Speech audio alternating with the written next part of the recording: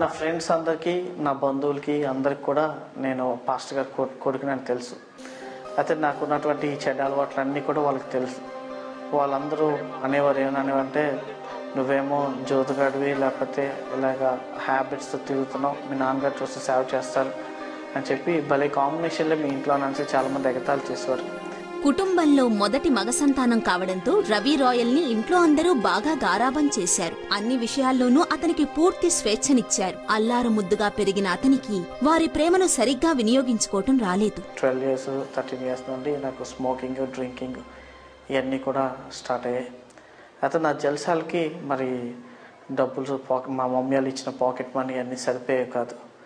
అది సరిపోలేక నేను పేకాట, క్యారమ్ బోర్డ్ ఆడటం, వాటి ద్వారా వచ్చే మనీ అన్నిటితో నా జల్సాలు నేను తీర్చుకునేవాడిని. దాంతో అతను చదువుని పూర్తిగా నిర్లక్ష్యం చేశాడు. ఫలితంగా ఇంటర్మీడియట్ పరీక్షల్లో తప్పాడు. ఎప్పుడైతే ఇంటర్మీడియట్ పోయిందో నా ఫ్యూచర్ ఇంకా ఇక్కడ ఆగిపోతే ఇంకా ముందుకు కొనసాగదేమో అనేసి టెన్షన్ స్టార్ట్ అయింది. తన వ్యవహార శైలి వల్ల జీవితంలో ఇబ్బందులు వస్తున్నాయని తెలిసి తన పద్ధతుల్ని మార్చుకునేందుకు విఫలయత్నం చేశాడు. అతని ఓటమి, అలవాట్లు అన్నీ అతనికి మనశ్శాంతి లేకుండా చేశాయి. ఆత్మహత్య ప్రయత్నాలు ప్రారంభించాను.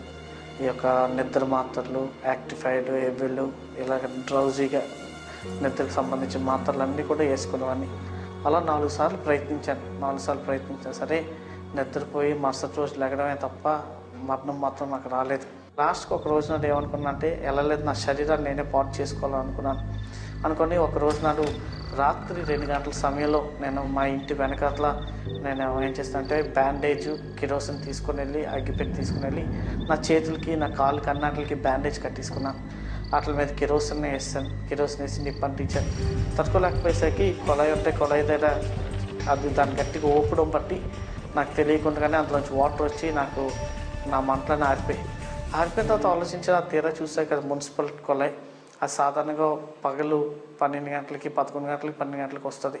అలాంటిది రాత్రి 2 గంటలకు అందులోంచి వాటర్ వచ్చేసరికి నాకు ఆశ్చర్యం అనిపించింది. అయితే అతని మనస్సులో ఓ రోజు అద్భుతం జరిగింది. అతనికి దేవుని స్వరం వినిపించింది. ఆయన మాటల్లోని మహిమను గ్రహించిన రవికి వినాశకర ఆలోచనల నుంచి దూరంగా ఉండాలని అర్థమైంది. తర్వాత నాకు గుర్తొచ్చింది ఏంటంటే బైబిల్లోకి వచ్చినాను. ఎందుకంటే చిన్నప్పటి నుండి క్రైస్తవ కుటుంబంలో పుట్టి పెరిగాను కాబట్టి జీవమరణాలు ఆయన వశంలో ఉన్నాయనేసి ఆ వాక్యం జ్ఞాపకం వచ్చింది.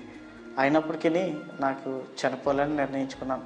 తన జీవితం ఇక ప్రభువు చేతుల్లోనే ఉందని గ్రహించిన రవి చాలా అసాధారణమైన ప్రార్థన చేశాడు. తలుపులన్నీ వేసుకున్నాను, ఒక్కనే ఉన్నాను.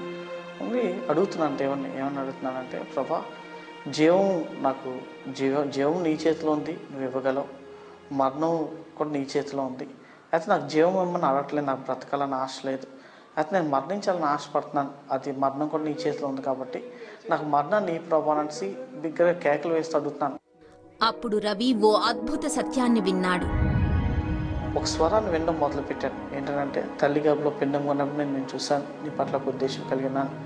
వెంటనే నేను చాలా ఆశ్చర్యపోయి తెలియకుండా భయము, వణుకది వచ్చింది. వణుకు వచ్చి నేను అంతా చూశాను. టీవీ ఆన్ అయ్యి ఉందా లేదా చూశాను. టీవీ ఆఫ్ చేసి ఉంది. తలుపులు అయి తీశాను. బయటకు వెళ్ళి చూశాను. ఎక్కడ చూసినా ఏ మనిషి కనిపించలే, కానీ ఆ స్వరము, ఆ మాటలు అలా వినిపిస్తూ ఉన్నాయి.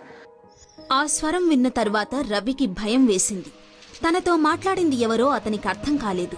అప్పుడు అతని దృష్టి మంచంపై ఉన్న బైబిల్పై పడింది. ఆ బైబిల్ మీద పేజెస్ అటు గాలికి అటు ఇటు తిరగడం మొదలుపెట్టి కరెక్ట్గా ఇర్మియా రాసిన గ్రంథము 1వ అధ్యాయం 5వ వచనంలోకి వచ్చేసరికి కరెక్ట్గా అక్కడ ఉంది ఏంటంటే, తల్లి గర్భంలో పిండం ఉన్నప్పుడే నేను చూశాను, నీ పట్ల ఒక ఉద్దేశించుకున్నాను, నిన్ను ప్రతిష్ఠించాను. ఆ మాటలు చూడగానే నాతో మాట్లాడిన స్వరము, ఆ మాటలు ఒకేసారి చూసేసరికి నాకు చెప్పలేనంత ఆనందం వచ్చింది.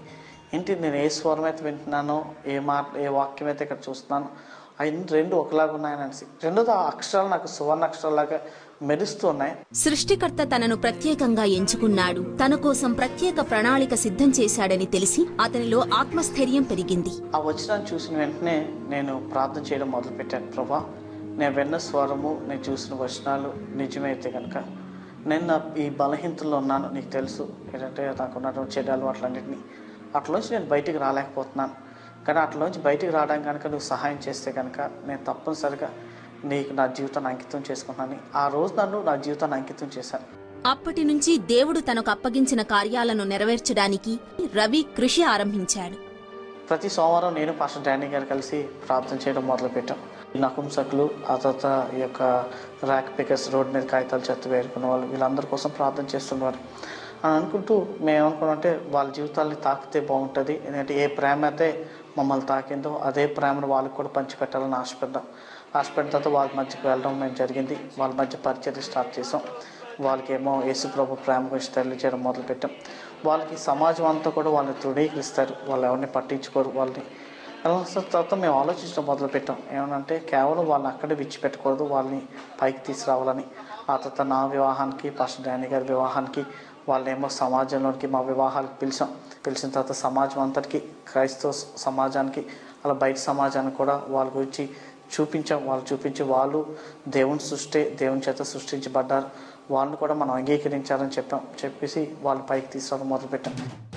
యేసుక్రీస్తు ప్రసాదించిన ప్రేమానురాగాల్లో ఇప్పుడు రవి మునిగి తేలుతున్నాడు.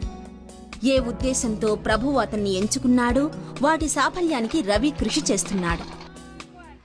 ఈరోజు జీవితంలో నాకు దేవుని యొక్క చిత్తం ఏంటో తెలుసుకున్న తర్వాత ఆయన యొక్క సంకల్పం నా జీవితంలో నెరవేరుతుందని ఆశపడుతున్నాను. ఇంతకు ముందున్నటువంటి నిరుత్సాహం అంటే ఏం లేదు, కానీ యేసుక్రీస్తు ద్వారా దేన్నైనా సాధించగలనన్న నమ్మకం నా ఈరోజు ఉంది.